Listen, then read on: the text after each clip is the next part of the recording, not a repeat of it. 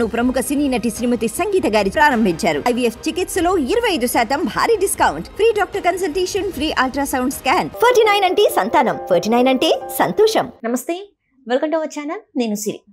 ఈరోజు AP deputy CM Pawan Kalyan గారి పుట్టినరోజు సందర్భంగా అయితే పవన్ కళ్యాణ్ గారు అయితే కొన్ని అంటే కేకులు ఇలాంటివి కాకుండా, అభిషేకాలు ఇలాంటివి కాకుండా రాష్ట్రానికి పనికొచ్చే విధంగా చెట్లు నాటండి అని చెప్పేసి తనే ఒక ప్రకటన అయితే చేయడం జరిగింది. అయితే దీనికి సంబంధించి మరి ఇదేనా ఇంకేమైనా ఉన్నాయా అనేది మనకు వివరించడానికి మనతో పాటు ఉన్నారు Janasena official spokes person Srinivas గారు. నమస్కారం సార్. సార్, ఇప్పుడు చూస్తుంటే ఈరోజు ముందుగా అంటే మా తరపున మీరు చెప్పాలని కోరుకుంటున్నాను పవన్ కళ్యాణ్ సార్కి బర్త్డే విషెస్. అండ్ అలానే ఇక్కడ చూస్తుంటే ఏంటంటే ప్రతిసారి ఆయన అంటే ఇంతకుముందు హీరో ఆయన చాలా మందికి అంటే ఆయనకి ఒక ఫ్యాన్ బేసే ఉంది. అంటే ఆయన పాలిటిక్స్లోకి రావాలి, డిప్యూటీ సీఎం కాదు సీఎం కావాలని కోరుకునే వాళ్ళు కూడా చాలా మంది ఉన్నారు. ఇప్పటి నుంచి అని కాదు, ఆయనకి ఎప్పటి నుంచో ఆయనకి ఎన్నో ఫ్లాప్స్ ఉన్నా కూడా ఆయన ఎప్పుడు కూడా ఆయన ఫ్యాన్స్ ఎప్పుడూ డిసప్పాయింట్ అవ్వలేదు. ఆయనకున్న క్రేజే వేరు. సో అలాంటిది ఇప్పుడు ఆయన ఏపీకి డిప్యూటీ సీఎం.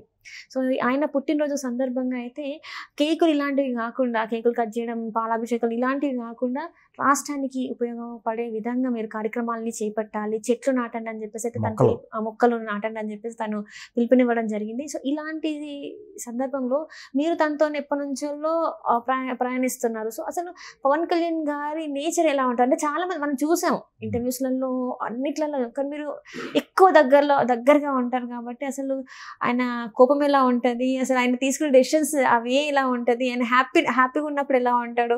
సో ఇప్పుడు కొన్ని రాష్ట్రాల్లో కొన్ని అయితే జరుగుతున్నాయి. సో ఇప్పుడు ఎలాంటి ఆయన తీసుకునే డెసిషన్స్ ఎలా ఉంటున్నాయి ఏంటంటారు? సిరి, పవన్ కళ్యాణ్ గారికి నేను అంటే వ్యక్తిగతంగా అంటే దగ్గరగా ఉండడం అంటే ఆయన ఆలోచనలకు దగ్గరగా ఉంటాను. ఎందుకంటే 2014 పార్టీ పెట్టినప్పటి నుంచి మేము అబ్జర్వ్ చేస్తున్నాం. ఆయన అప్పటికే ఒక టాప్ స్టార్. ఆయన కొన్ని లక్షలాది మంది అభిమానులు కలిగినటువంటి వ్యక్తి. వయసు యవన వయసులోనే ఉన్నాడు ఆయన, ముసలితనంలో లేదు. ఎందుకంటే భారతదేశంలో చాలామంది రాజకీయ నాయకులుగా వచ్చినటువంటి సినిమా రంగం నుంచి రాజకీయ రంగంలోకి వచ్చిన వాళ్ళందరూ కూడా కాస్త వయసు అయిపోయిన తర్వాత వచ్చిన వాళ్ళే. ఇంత క్రేజ్ ఉన్న టైంలో, ఇంత గ్లామరు, తర్వాత ఇంత డిమాండ్ ఉన్నటువంటి టైంలో ఒక సినిమా రంగం నుంచి రాజకీయ రంగంలో నుంచి వచ్చినటువంటి వ్యక్తి పవన్ కళ్యాణ్ గారు. సరే, ఆ 2014లో పార్టీ పెట్టినప్పుడు అందరికీ అనుమానాలు, ఈయన నిలదొక్కుగలడా, గతంలో జరిగినటువంటి కొన్ని అనుభవాల దృష్ట్యా అనేక రకమైన అనుమానాలు, రకరకాలటువంటి కార్యక్రమాలు అన్నీ జరుగుతూ ఉండేవి. సరే, ఆయన ఎక్కడా కూడా తను అనుకున్నటువంటి తన ఆలోచన విధానం ఎలా ఉంటుందంటే రాష్ట్రం, దేశం గురించి మాట్లాడుకుంటూనే ఉంటుంది తప్ప అతను ఎప్పుడూ కూడా ఒక రాజకీయ రంగంలోకి వచ్చాం కాబట్టి నేను ఫలానా పదవి అనుభవించాలనేటువంటి ఆలోచన ఇప్పుడు అతనికి లేదు. మీరు గమనించండి, 2014 ఆయన పార్టీ పెట్టిన కొత్తలో మన రాష్ట్ర విభజన జరిగింది. ఆ టైంలోనే పార్టీ ఉంది. అయినా కూడా ఆ రోజునటువంటి తెలుగుదేశానికి, బీజేపీకి సపోర్టివ్గా వెళ్ళాడు ఆయన. ఆ రోజు ఆయన పదవి తీసుకోలేదు, తన పార్టీ వ్యక్తులు కూడా పదవులు ఇప్పించాల.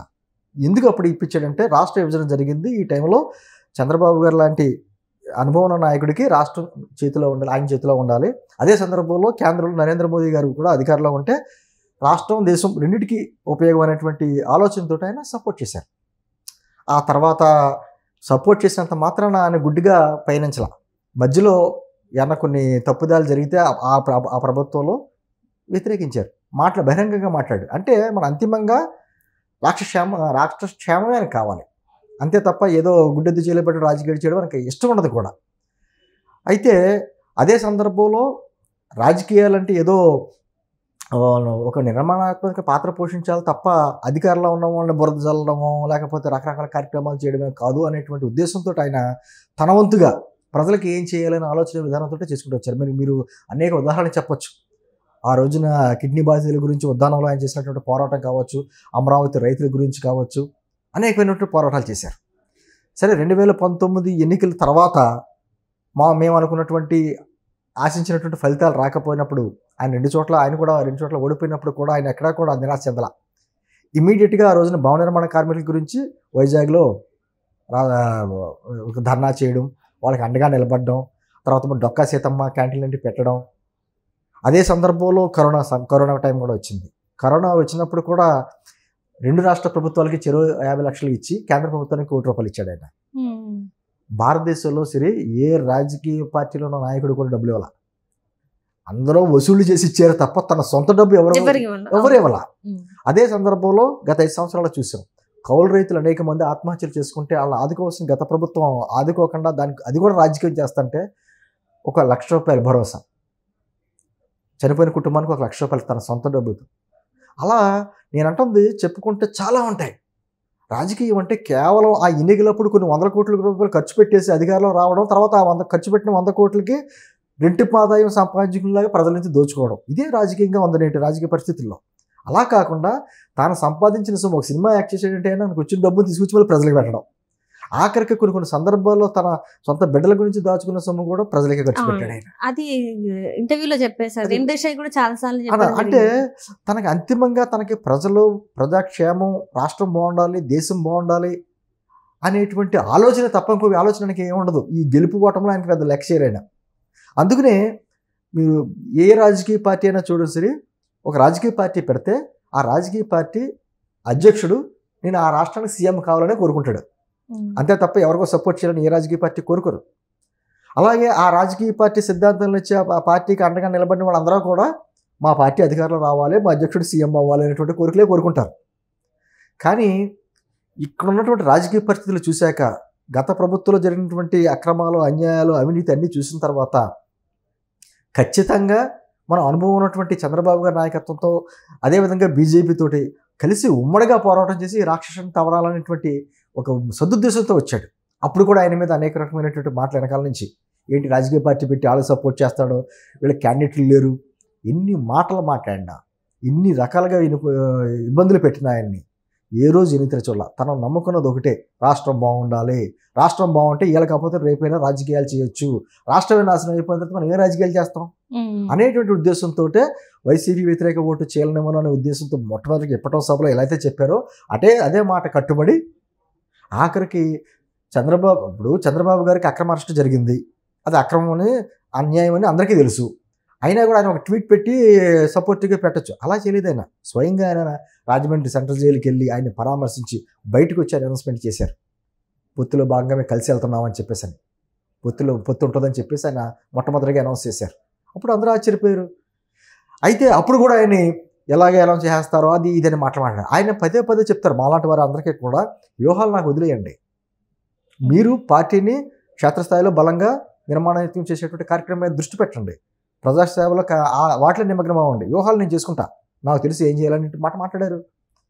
21 సీట్లు తీసుకుంటూ ఏంటి, ఆ తర్వాత వీళ్ళ క్యాండిడేట్లు లేరు, లేకపోతే చంద్రబాబు గారికి ఇది అయిపోయాడైనా ఆయన చెప్పినట్టు ఆడుతున్నాడు అని ఏ మాటలు. ఏంటంటే సిరి 2 చోట్ల ఓడిపోయాడు అనిపించుకున్న స్థాయి నుంచి నిలబెట్టిన 21 స్థానాల్లోనే గెలిపించుకోగలిగాడు, 100% స్ట్రైక్ రేట్ అనేటువంటి మాట అనిపించుకున్నాడు. ఏంటంటే పనికి మాలిన వాళ్ళు కూడా ట్వీట్స్ పెట్టేవారు. అటువంటి స్థాయి నుంచి పార్లమెంట్లో ప్రధానమంత్రి గారు కూడా అభినందించేటువంటి, మెచ్చుకునేటువంటి ఒక స్థాయికి వచ్చాడు ఆయన.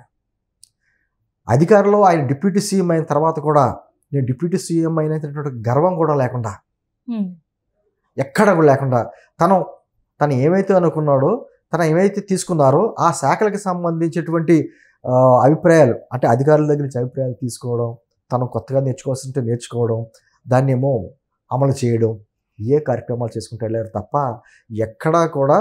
అదే సందర్భంలో మాలాంటి అంటే పార్టీకి సంబంధించినటువంటి అందరికీ కూడా మనం అధికారంలోకి వచ్చాం, మనం అధికారం వినయం ఇవ్వాలి తప్ప గర్వం ఇవ్వకూడదు, చాలా జాగ్రత్తగా ఉండాలని చెప్పడం.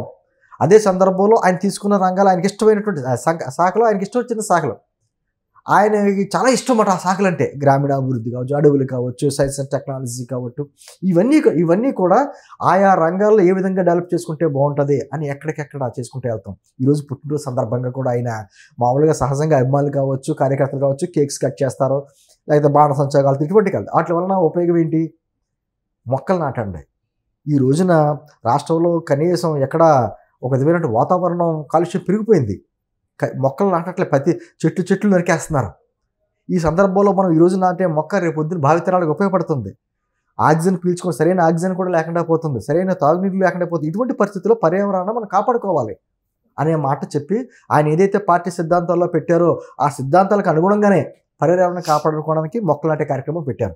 ఈరోజు రాష్ట్రం అంతా కూడా, ఉభయ రాష్ట్రాల్లో ఆంధ్ర తెలంగాణలో అదే కార్యక్రమం, ఎక్కడికెక్కడ మొక్కలు నాటే కార్యక్రమం చేసుకుంటూ వెళ్తున్నాం. అందులోనే మన సహజంగా ఇక్కడ దొరికే మన దేశీయ ఉంటాయి మొక్కలు ఉంటాయి కదా, వాటిని నాటుకుంటూ వెళ్తున్నాం. అంటే భావితరాలకైనా ఒక దిక్సూచిమట. రాజకీయాల్లో ఇటువంటి వ్యక్తులు ఉండాలి, స్వచ్ఛ రాజకీయాలు ఇటువంటి వ్యక్తులు ఉండాలి, ఇటువంటి కల్మషం లేకుండా తన స్వప్రయోజనం ఆలోచించకుండా ప్రజల భవిష్యత్తు గురించి ఆలోచించే నాయకుడు కావాలి అనేటువంటిది భవిష్యత్తులో ఎవరైనా రిఫర్ చేసుకుంటే పవన్ కళ్యాణ్ గారు అనేది ఒక మంచి బుక్ అవుతాడు ఆయన. మీకు ఖచ్చితంగా నేను కూడా మీ తరపున అదేవిధంగా మా తరపున కూడా పవన్ కళ్యాణ్ గారికి శుభాకాంక్షలు తెలియజేస్తున్నాను. సార్, మీరు మరిన్ని పుట్టినరోజు జరుపుకోవాలి, రాష్ట్రానికి మీరు సేవలు మరింతగా చేయాలి, మీలాంటి వారి అండలో మాలాంటి వారు అందరూ నడవాలి, రాష్ట్రం సుభిక్షంగా ఉండేటట్టు మీ కాంక్షకు అనుగుణంగా మేము కూడా నడుచుకుంటామని చెప్తూ మరోసారి మీకు శుభాకాంక్షలు తెలియజేస్తున్నాం సార్. నమస్తే. Thank you so much.